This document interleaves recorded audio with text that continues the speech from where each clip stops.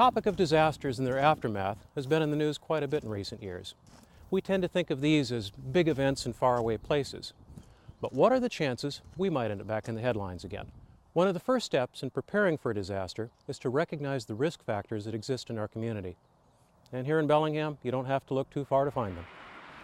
Every day, an unknown quantity of hazardous materials pass through our community on trucks, railroad tankers, and in pipelines beneath our feet.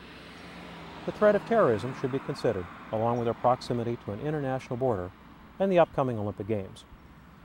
Natural disasters have to be planned for as well. We're already familiar with the effects of floods, windstorms, and heavy snowfall here in the Northwest. But in addition, we do live in a known earthquake hazard zone, and a significant number of our older buildings sit on fill material, which is subject to liquefaction in the event of an earthquake. A major geologic fault lies just offshore of Vancouver Island, with an unknown potential for causing a tsunami wave.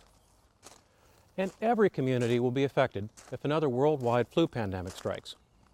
If you really think about all these disasters, it can be overwhelming. But is that a reason to panic? No, of course not. But it's equally unrealistic to ignore the dangers or to assume somebody else will plan for them.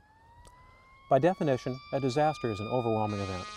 And the very first groups that will be overwhelmed are those who provide law enforcement, fire protection, emergency medical services, and 911 dispatching.